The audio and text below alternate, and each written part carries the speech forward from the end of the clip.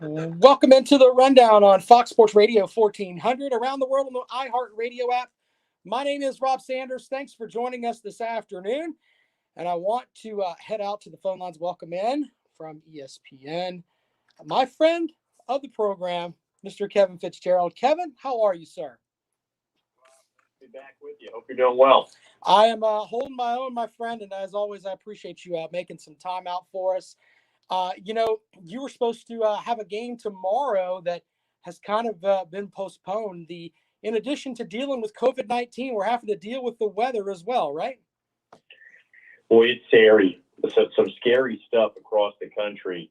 I'm sitting here at my desk, and typically this is reserved for college basketball prep time, and you just said it. I have a game that was scheduled for Tuesday that got pushed back due to weather on Thursday.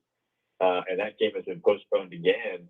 Heck, today I'm finding myself in the lab just reading about the wacky weather across the country, and heck, it's like 75% of the lower 48 right now is covered with snow, which is scary. It's astonishing but scary at the same time. So I'm supposed to have Mississippi State against Auburn, which was, again, scheduled for yesterday, pushed back a couple of days because, the whole state of Mississippi it's been covered in ice, and there's more snow coming.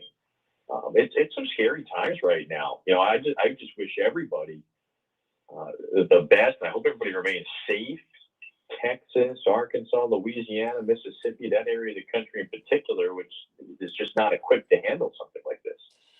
Yeah, and to be honest, there is I know you're a Syracuse guy, so you're kind of used to dealing with the snow up there, and things are allotted as far as the government goes to take care of that up there. But when you don't really have this kind of weather and your state is not really prepared for it, yeah, it can be a problem, right?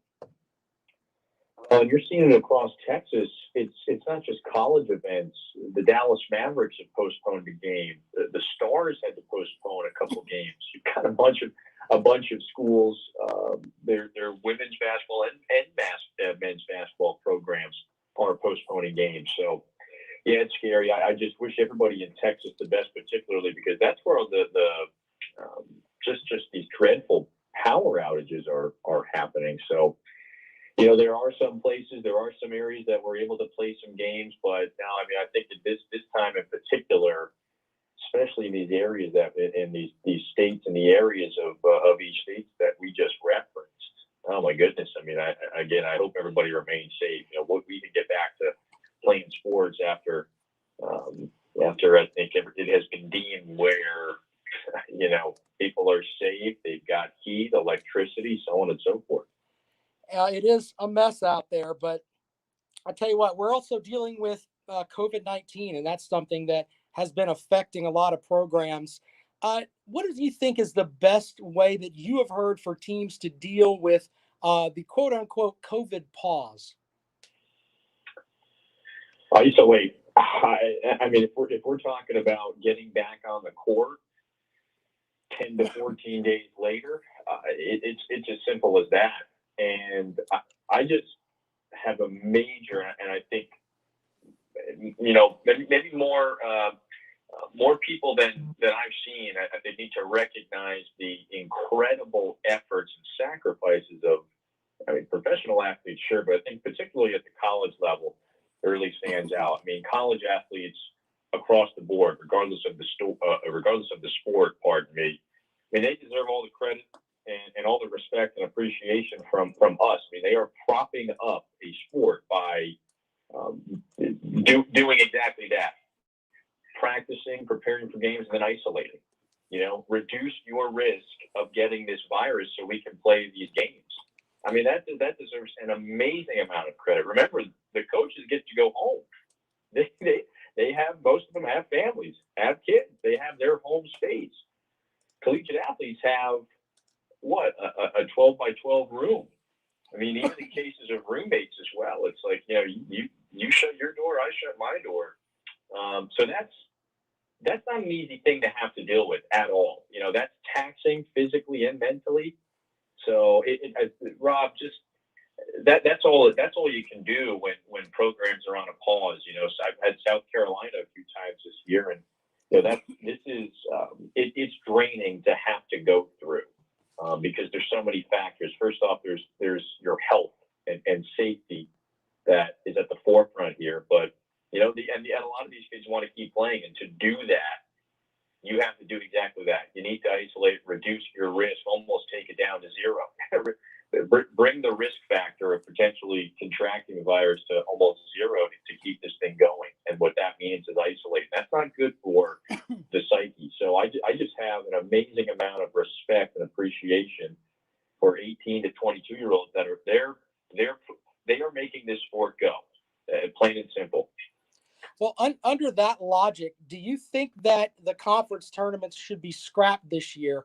My thing is, I'm all about the NCAA tournament, and I think giving up the conference tournaments in the eye of protecting those teams and keeping them in their own little box until they go into basically the Indiana bubble makes a lot of sense. I was just doing a lot of reading on that the last couple of days. We are going to start seeing if any of that happens. What is that? A lot of these conferences have made it clear from the leadership and on down that they are holding their conference tournaments. I think many of these conferences want to hold all of their member schools accountable to participate in those conferences. We haven't seen, I'll put it this way, we haven't seen a domino fall yet. It's been theorized that we could. Until that first domino falls, you could drive yourself crazy with what if this happens, what if that happens in the event of this, what if it hinders the NCAA tournament. I think here's my biggest question as it relates to college basketball postseason tournaments. I don't think we know just yet what the NCAA or what the tournament, when I'm talking about the NCAA tournament, will do if a team has a positive, has to go on pause in the middle of the tournament. I don't know the answer to that question just yet, and that's a humongous question because remember, sure you can require 7 negative tests before you arrive, but we still don't have that true bubble that we'll see in Indianapolis that we saw in Orlando for, let's say, the NBA and its playoffs. So that's my big question. I want to know the answer to that one first, and then maybe you backtrack as to the conference tournaments that are going to. Many of them are going to be taking place days before the NCAA tournament begins on that Thursday, the 18th. The SEC tournament, as of today, is scheduled to finish on that Sunday, as it typically does, the 14th. So, yeah, that's a question. I still want to know what the NCAA tournament is going to do during the tournament should cases pop up. Yeah, I mean, that's definitely something to think about there. But one of the other things that I wanted to ask you about, if I could turn you into a Kevin T. fortune teller and you could have your own little crystal ball here, do you think we're going to deal with a lot more opt-outs as we get closer to tournament time? If certain, because they've already said, hey, the NIT is going to be 16 teams, but do you think there's going to be a lot of players that say, you know what, I think I've had about enough? Maybe, but I wouldn't think there's going to be some incredible level of that. And I know you're referencing Jalen Johnson right this week, and he was the prize of Duke's 2020 recruiting class, and certainly a future professional has used that term, and in that term, quote unquote, opted out the remainder of the season to basically pursue and to continue his pursuit of a pro career.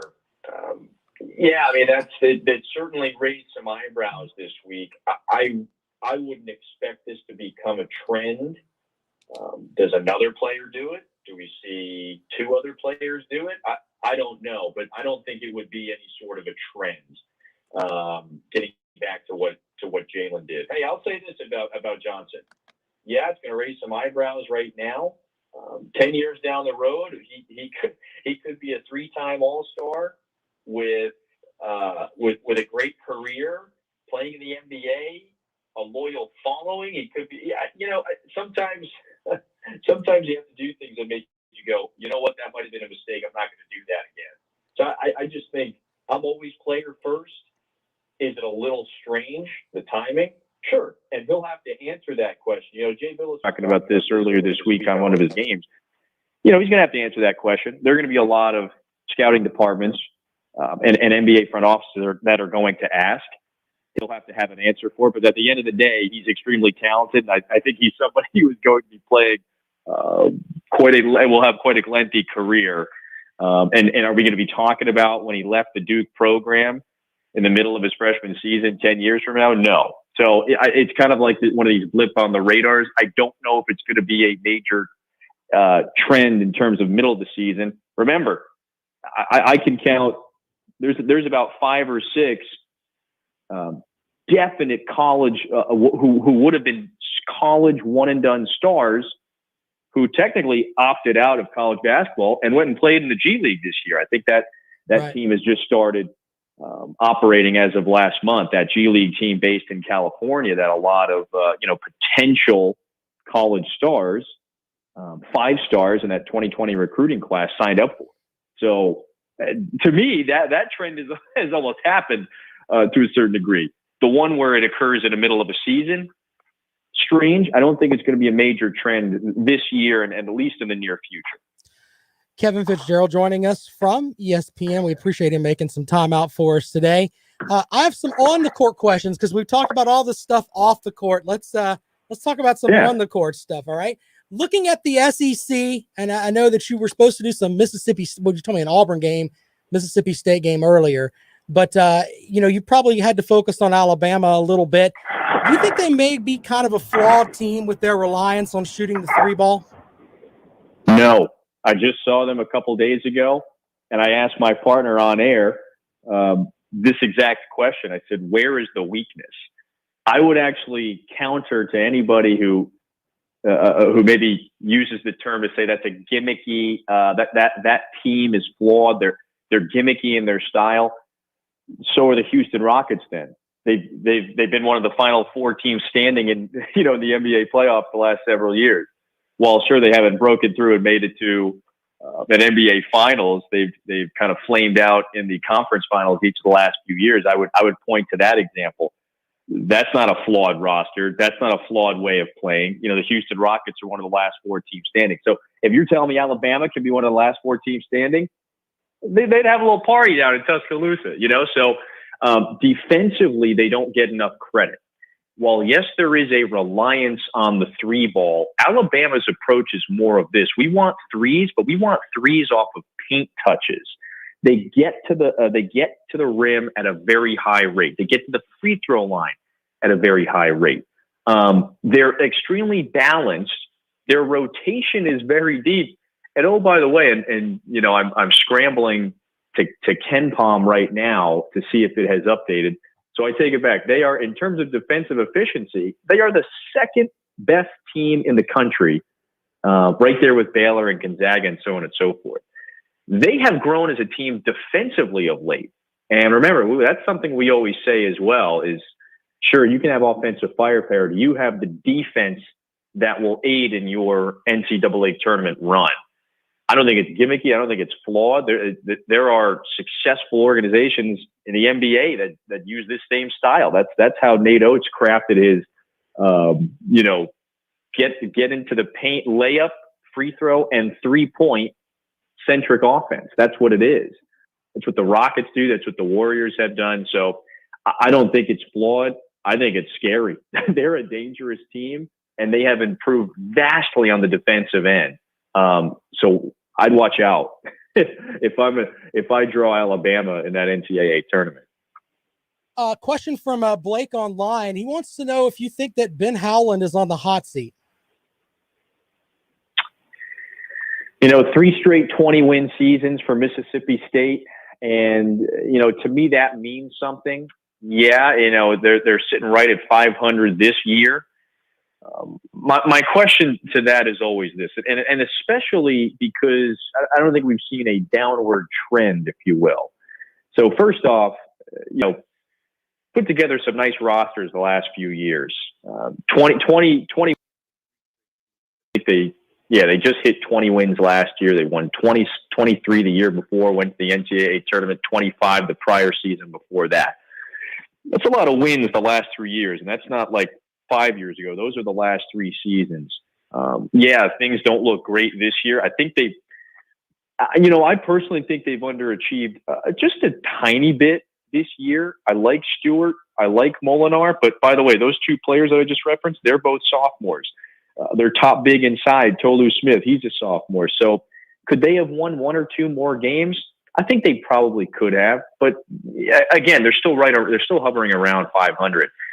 If he's on the hot seat, I would ask, why? How did he wind up there? 3 straight 20-win seasons. I think they were likely an NCAA tournament team last year had it been played. And my last question is always this: who is your alternative? If there's means to pull the plug after 3 straight 20-win seasons, what's the alternative? Because I'm not a huge make a change just to make a change guy. I don't think he's on the hot seat at all. I think they've got a younger team this year, and if they have a lot of guys come back, they're going to be pretty dangerous again next year, I should say. Next year, I was like, whoa, wait a minute, we're going into a time machine. Do you have the what is it, the time machine tub or whatever it's called, the hot tub time machine? There we go. Remember that awful movie? Hot tub time machine. Yeah. Oh yeah, you know what? I just installed it on the balcony this week. Let me tell you, it's quite a scene. I expect you to be doing your podcast from there, complete with video, sir. Well, now it's just a question of which era will we travel back to. I want an interview with Bobby Knight with you sitting in the hot tub. That's not going to go over well. My final question for Kevin Fitzgerald today, with Kansas, Kentucky, Duke, several of the the blue bloods not really having their typical season. What do you think is hindering that? Do you think it's the pandemic? Do you think it's the fact that maybe some guys opted out, or is it just a big stew basically? And these teams that are normally ranked pretty high, I mean, you could even throw UCLA into the mix too. I think they're back in the poll, but it just seems like the normal teams that we have are not where they normally are. And what do you think is contributing to that? It's because we've had an abnormal year. This season, winning and success has favored the experienced teams. If you look at some of the best teams at the top of each conference, Alabama's old. Baylor is old. Gonzaga is older. If you look at some of the best teams in college basketball, or the teams that are near the top of their respective conferences, the older teams. I mean, it's nothing about the lead up to this year was normal. And that has been the general practice or the trend at programs like Duke and Kentucky is they're typically younger than other teams in their conference. Kentucky especially, we know that the track record there. This is now more than a decade of Coach Cal's MBA academy, if you will. So if you have 5, 6, 7, 8, 18 or 19-year-olds on your roster who did not have a normal summer, they were not on campus on summer, they could not lift, they could not go through weightlift. You can't do weightlift. You can't put on 10 pounds in the middle of a season. That doesn't happen. That happens in the summer. The country was shut down for much of the summer. Weightlifting could not be done. You can't put those young players in the same conditioning and lifting programs that they do during the summer. That's where some of these freshmen add 10 pounds, 15 pounds of muscle. Oh, by the way, there was not a typical practice schedule leading up to the season. And also there was not a regular non-conference schedule as well. Now, that's not to maybe excuse every single loss, because look, there are a lot of there are other examples of maybe younger teams that are winning. That happens. There's some outliers here. But generally speaking, the younger teams are behind the 8 ball. No question about it. It's a really difficult thing to have to go through at the age of 18. And now you have the responsibility of winning games for these national and worldwide brands. So that's a big responsibility, is it not? So Yeah, I think that's a big reason why Duke obviously now has lost Jalen Johnson. Gosh, I think you could bet on maybe Duke sliding a bit. At least, that would make sense considering the player that they lost. So I think that just that complete abnormal lead up to the year has certainly influenced and affected younger teams the most. You can't weight lift, you can't put weight on. Heck, you're just trying to juggle. How do I get to campus? Are my classes in person? Are they not? What are we in person here? Are we on a pause? It's a mentally taxing thing to go through. And so those that are experienced, older, veteran, sharper mind, yeah, I think they're going to be able to handle this much better. Heck, there's adults across the country that have struggled to handle things. So the pressure that is that's placed on some of these younger players, 18 to 19-year-olds in particular, it's quite a bit. That's taxing, and the lead up was just anything but normal to this season for those programs. Kevin Fitzgerald joining us here from ESPN. Kevin, as always, I appreciate it. I got to ask you, though, how can folks find your podcast? I watched a couple, was it a week or two ago? I can't remember, but the one you did with the Alabama coach, that was really interesting. But you put out your podcast, tell people how they can find it and what you got coming up. Or do you know where you're going with all this weather, man? Yeah, I know. Well, I'm staying right here. It's odd. It's an interesting, fascinating year. We're remote with all of our game calls. We've been kind of live from home, but you can find the pod. Go to Apple Podcasts, Spotify, Google Podcasts. I don't know who the heck uses Stitcher, but if you do, it's available there. It's called One on One with Kevin Fitzgerald. Just great quality conversations with quality people. And then you're right, the latest with Nate Oates, Alabama's head coach, and that was a terrific episode. You will not be disappointed. He's full of wisdom. You mentioned you're at home. Are you jealous of Mike Morgan, who has the Jimmy Chitwood jersey sitting behind him? Do you guys all get together and be like, oh, I've got to do better than this? that seems like that is a top-notch thing there. I'm like, whoa, that kind of caught my eye a little bit, but yeah, that's fantastic, and that's there's I think for the first time we're keen on our interior decorating. That's been a fun part of this. No question is I think everybody has control of their backgrounds and their artistic design behind them. What's going to make it? What makes the view? What doesn't? Jimmy Chitwood, I'll tell you. I mean that picket fence. That play doesn't fail. It doesn't fail. Good on Mike. That's a great gem. Yeah, I've never seen that jersey except for Mike Morgan has the only one that I've ever seen. So I was like, whoa, that's a great reference there. All right, they can find you on Twitter at Kevin T. Fitz, and once you know what game you're going to cover, I'm sure you'll put that out there and let folks know. But hey, man, as always, I appreciate you joining us here on the Rundown, talking a little hoops today, man.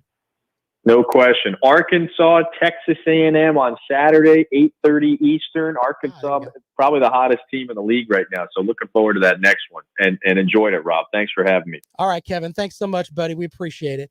Kevin Fitzgerald joining us from ESPN, talking a little hoops. And he's got the Arkansas, Texas A&M game. Before we get behind, we'll take a quick break. We'll come back. We'll talk a little bit about I got some football stuff today, too. Wait, what? Yeah, odds for Deshaun Watson, where he's going to go. We'll get into that. And Tennessee loses another player. My goodness. More of that in just a moment. You're listening to The Rundown. This is Fox Sports Radio 1400. Blake, I always try to get your guys' question in, man. You guys are literally, and I know this sounds silly, but you're a part of the show. So if you have questions, as long as it's not, what's the size of blankety blank's penis? We'll try to get that out there for you. Seriously. And Kevin covers all the teams in the SEC, man. So he's completely with it. So, yeah, that's the kind of guest I try to bring in, man. I've got tomorrow, Joe Healy from Baseball America joins us. We're going to talk all about, college baseball season getting underway. So,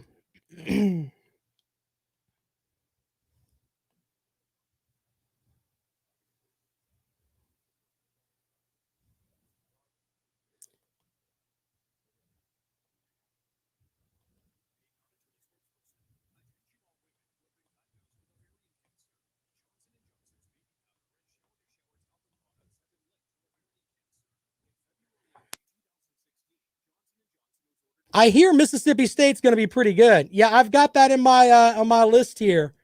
There, Brandon. That's going to be right here on the top, actually. No, it's going to be like, I think it's going to be, it's in the 50s today. Yeah, it's not that, not that big of a deal, man, here.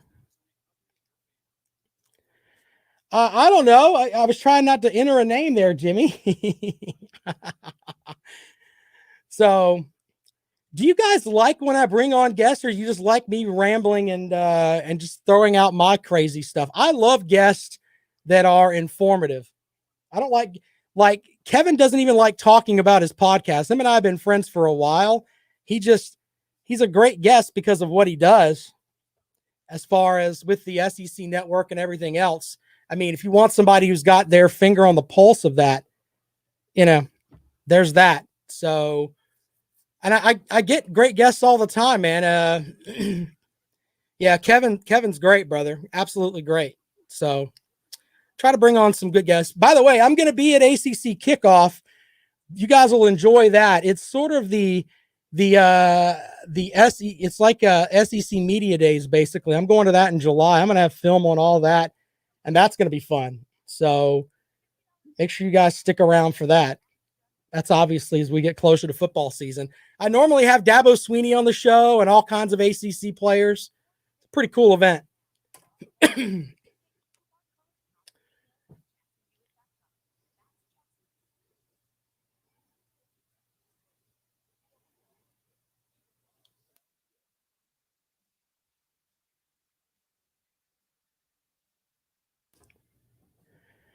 Welcome back to the Rundown on Fox Sports Radio 1400 around the world on the iHeartRadio app. Kevin Fitzgerald joining us earlier. We appreciate him. Guy that's he's all over the SEC as far as hoops goes. South Carolina's playing at Tennessee tonight. No Justin Monaya and I think it's no Jermaine Cousinard as well. So Gamecocks already basically stuck in a hole. It's going to be tough tonight in Knoxville without those players. But wouldn't it be the most South Carolina thing ever if they just went up there and, took care of business? I mean, that would be, and Frank Martin would walk into his press conference and, hey, that's the way things go. Would be interesting. It's also going to be interesting to see how Clemson comes out of their COVID quote unquote pause. I'm tired of COVID pauses, man. I know that it sounds very selfish, and I'm not trying to break away from what's actually happening here, because that's not very cool. But the reality is that with this COVID pause, man, it just stinks, man. It just really stinks. I'm looking forward to, and I'm praying that the vaccination comes, and not from just a sports standpoint, but Kevin was talking about it too, man. Just the psychological effect it's having on people. It's crazy. It's crazy. We'll take your calls in just a moment. I forgot to mention the Gamecocks picked up a graduate transfer. We'll talk about that and Tennessee losing a player. We're going to catch up on our break here. Went a little long with Kevin, so we'll do that here in just a moment. Do not forget the podcast. You can download it whenever you want. Also, the blog page. I'm really humbled by people that read the blog page. I never thought of myself as a writer, but I put some good stuff out there, and people like it. So thank you for checking out the blog page at foxsportsradio1400.com. We'll take a quick break. We'll be right back.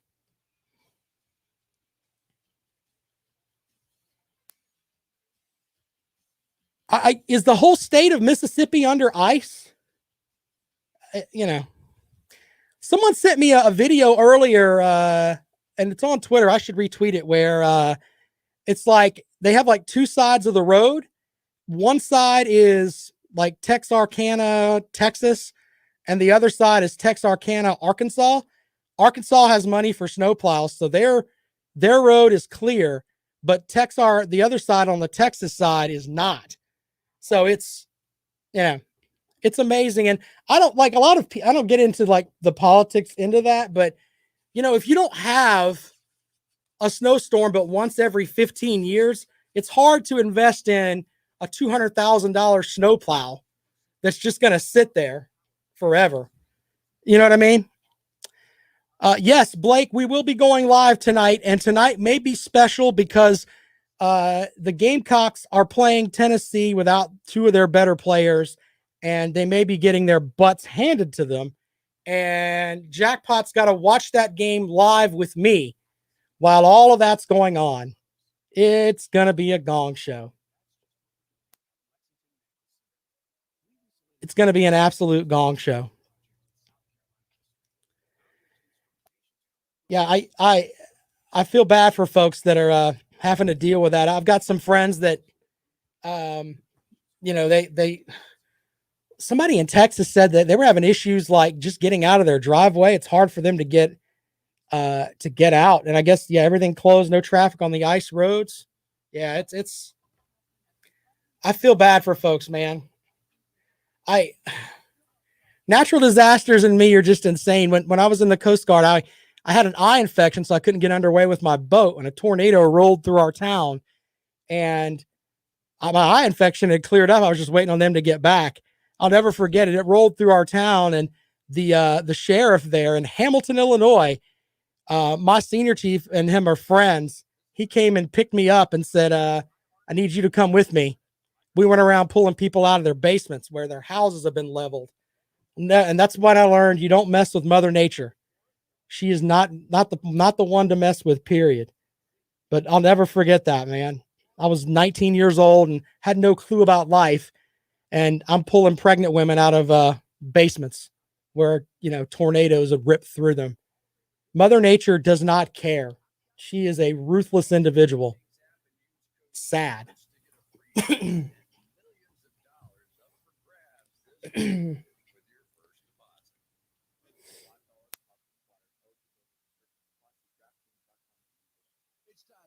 Oh, goodness.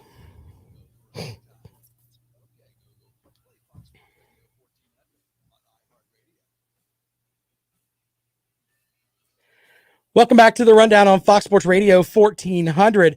The South Carolina football team picked up a graduate transfer, defensive back Carlins Platel of Division II Assumption College in Massachusetts, committed to the Gamecocks today. He graduates in May. He's been in the transfer portal since October. Had offers from Coastal Carolina and Austin Peay. Mississippi State, allegedly, it showed interest. I don't know. I didn't see that on his I'm reading this from these notes from Lou Bezak from the state newspaper, who is outstanding. I didn't know about Mississippi State, though. He's 6'2", 190 pounds, appeared in 33 games over 3 seasons, 96 tackles, picked off 7 passes. First team all Northeast Conference selection in 2019. Now, he's had a year off because that conference didn't play football in 2020. So his last year, he was one of the best D-backs in that conference. This is a good move for South Carolina because if they can get him in and get him coached up with all the losses that they had on defense, makes a lot of sense. Really does. So good move there. And you don't really know how he's going to do against Power 5 competition, but you need bodies. And I know that sounds silly, but this young man may come in and he might turn some heads. You never know. So solid pickup there. And he's got 1 season, I believe. So yeah, that's some interesting stuff there. So I think that's a good move for South Carolina. Let's talk about Tennessee for a moment. Former 4-star running back Cody Brown. This guy was one of the ones they were talking about back when we thought, or let's make it clear, when I thought that Jeremy Pruitt was going to be a great coach, which, by the way, you can hang that over my head. I'm not like a lot of hosts that will just throw out stuff and then expect you to forget it. If I say something and it was stupid, I come back to it.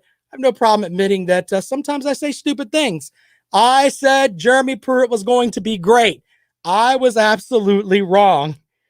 You want to find more wrong things, check out the podcast. It's at foxsportsradio1400.com. You can also get it iTunes, Stitcher, wherever, however you get your favorite podcast. Just look for The Rundown with Rob Sanders. A lot of it is good stuff, good interviews like we did with Kevin Fitzgerald earlier, interviews with all kinds of folks that I've done stuff with. Wade Phillips, I've got all kinds of cool interviews that I've done, but there's also lots of Rob saying dumb things. You can go and check that out and laugh and laugh and laugh. Anyway, Today, Brown went to Twitter to announce he's entering the NCAA transfer portal. Noted in a follow-up tweet that he was released from his national letter of intent on Tuesday. Blake with a valid point. Rob, you should have listened to Pruitt speak first. Yes, I know. What is it, the asparagus thing? If I would have saw the asparagus clip, I would have said, no, that's not going to work. He reminded me of Otis from the Andy Griffith show. Yeah. That's who he reminded me of. Just, maybe he's a good guy, but yeah, it just doesn't work. So this is a big loss for Tennessee. He's the number 232 overall prospect, the 10th running back in the nation, number 21 prospect from the state of Georgia, committed to Tennessee in May, signed his letter of intent on early signing day. 4 years at Parkview High School, rushed for 5,221 yards, 65 touchdowns, averaging about 8 yards a carry. So several players, Rock Taylor, Henry Toto, I think that's how you pronounce his name, have left the program since Josh Heupel arrived. Man, they are turning it. It's a mess at Tennessee. I don't even count Vanderbilt anymore. We've talked about that. They're an academic institution that they're a baseball school. Okay. Which we're going to talk a lot of baseball on the program, but we don't really think Vanderbilt with football. So I think Tennessee's the worst program in the SEC right now. And the records back it up. They are just not very good at all. And it comes back to this theory too. You got to completely hit rock bottom and then you can rebound your way up. And it just seems like every other day we're getting something from Tennessee, some sort of headline that's not what you really want. Players from Central Florida saying, hey, Heupel didn't really tell us goodbye.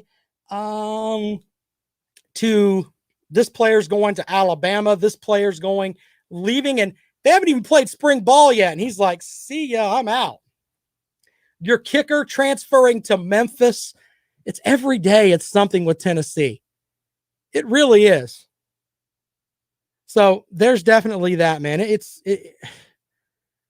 it's like you almost think that, wow, you kind of feel bad for them. But then, JW says Tennessee can't even cheat good. Blake says he's calling it now. The next big mess will be Tennessee's men's basketball scandal. I think Coach Barnes is great. So I don't know how that's going to happen. You may be right. Alan says I'm loving it. You guys are outstanding over there in the chat room. You can find the chat room on the Fox Sports Radio 1400 Facebook page. It's all right there for you. Anyway, yeah, it's just one thing after another with Tennessee. So we'll see how they bounce back out of that. If you want to join the show today, 803-978-1832, 803-978-1832 is the number to call. Blake wants to talk about what Pat Summitt's son did. I would do that, but it's such a dated story. If you really want a dated story, why don't we talk about what Peyton Manning did? People seem to forget that. Yeah, Google Peyton Manning trainer. There you go. Hashtag you're welcome. The wonderful image of Peyton Manning being the quote unquote family man. There you go with that. Aku says, what's all that's going on with Tennessee? South Carolina better beat them this year. They still won the last 2 games over South Carolina. Well, I wish I could defend that, but I can't. Just saying, I don't really know. And I think that when I look at South Carolina's schedule this year, I think there's 3 non-conference games that they should absolutely win.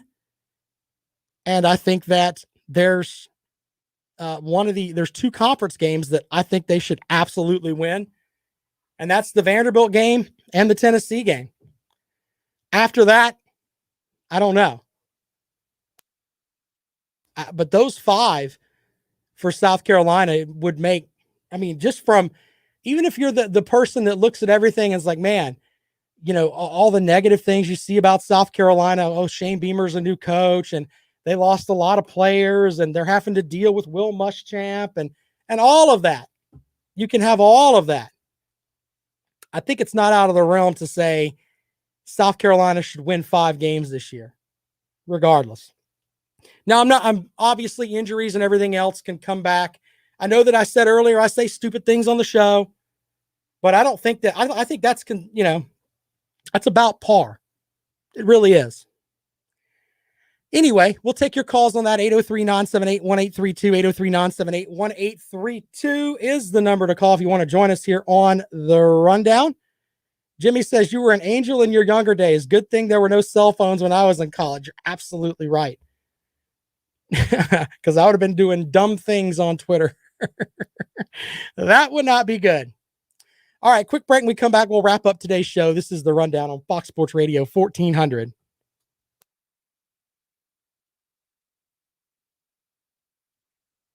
Absolutely right. They haven't played since 1960 something. Stop it, Brandon. I'll be right back.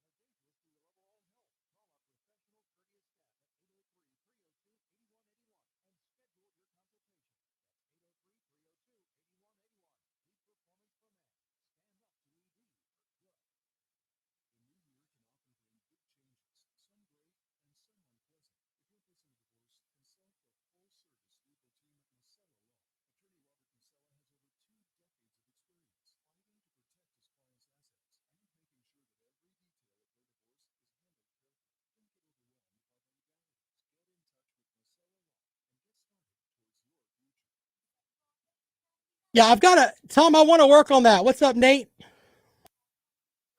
The problem with that is you got to do with that, man. That's a lot of research, and it's not that I'm lazy. I don't mind doing the research. It's just that I don't want to put out a bunch of crap, to be honest with you. I mean, why do you follow me on Twitter there, Tom? Follow me on Twitter and message me what position group you want to look at. That'll give me a better idea of where to go. If you guys could like the video up top, that would be awesome. I appreciate you guys.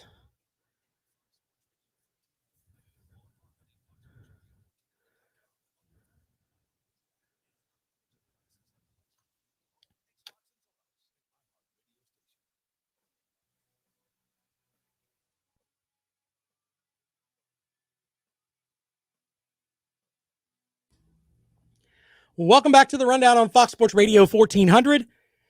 Around the world on the iHeart Radio app. My name is Rob Sanders. Thanks for joining us today. If you want to respond, as now we've got the emergency alert system. Bear with it. Why did it hit me coming back from a break? I don't get it. EAS, yay!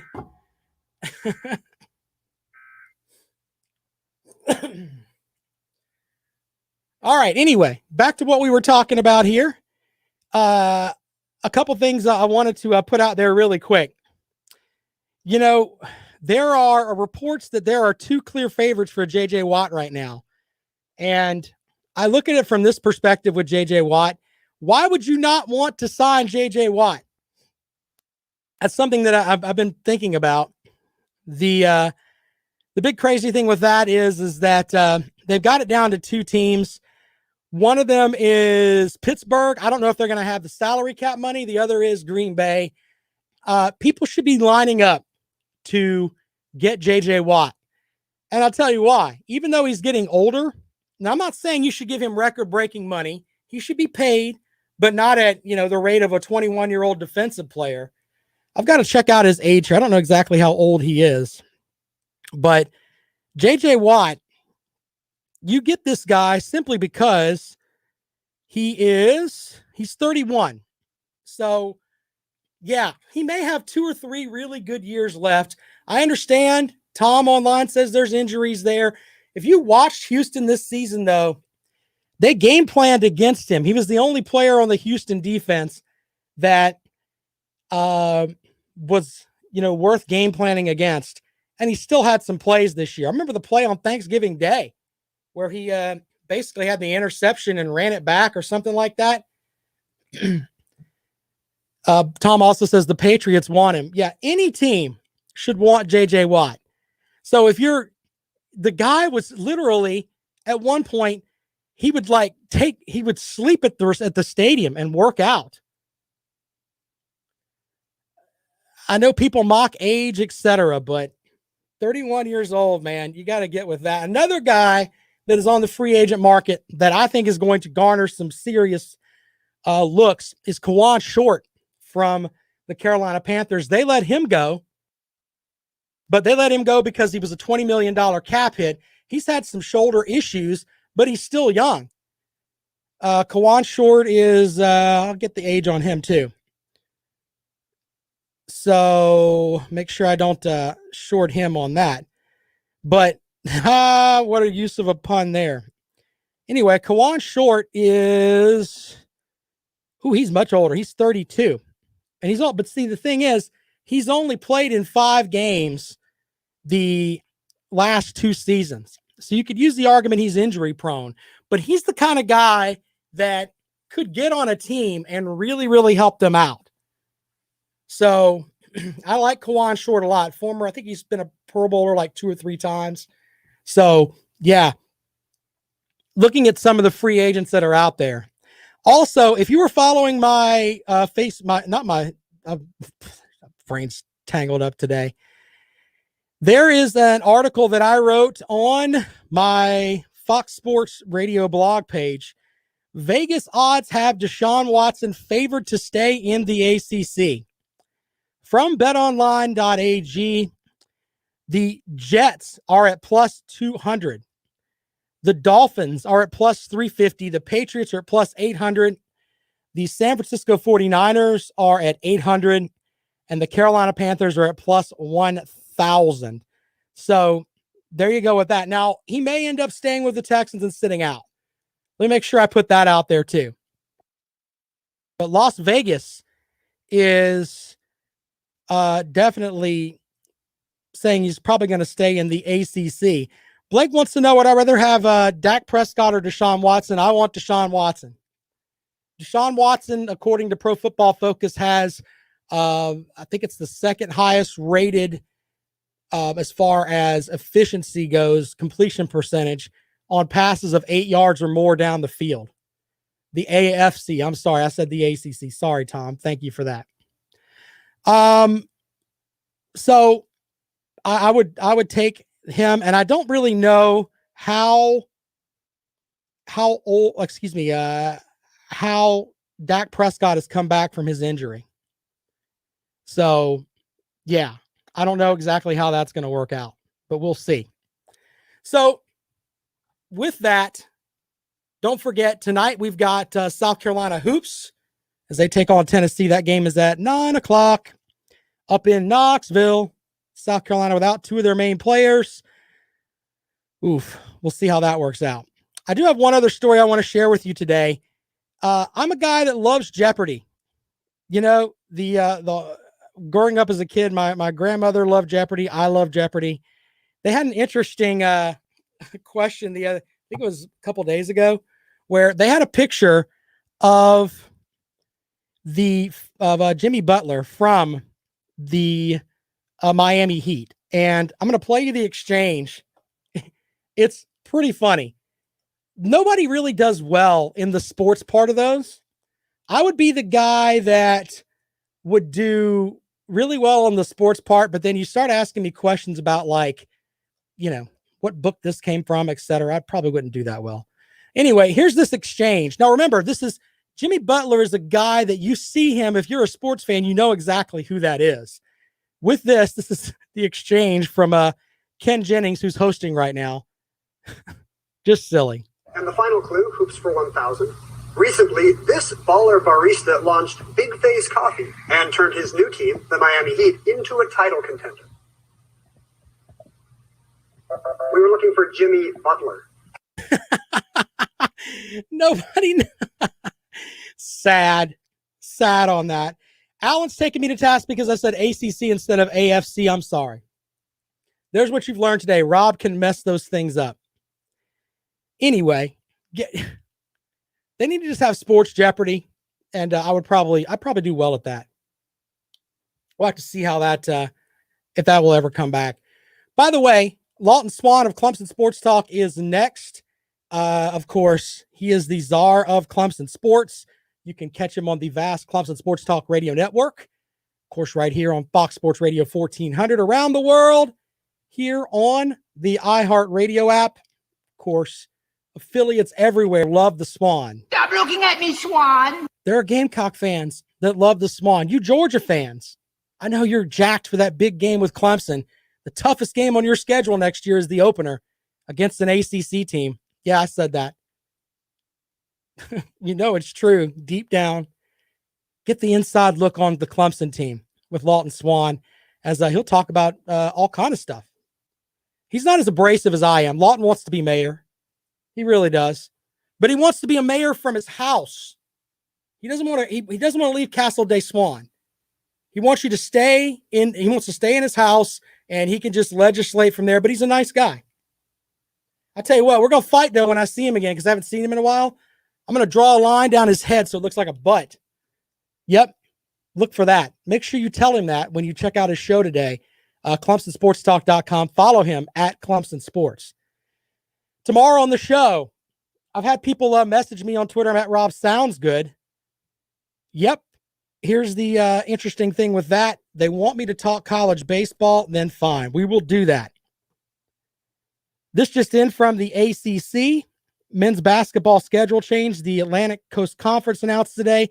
Virginia Tech and Florida State at Pittsburgh, and Clemson at Pittsburgh's men's games scheduled for this weekend have been postponed. So Clemson will not play this weekend. Just came down from the ACC. I'm sure Lawton will have some stuff on that. All right. Follow me on Twitter. I'm at Rob Sounds Good. We will see you tomorrow. Yes, I know that, Tom. Calm down.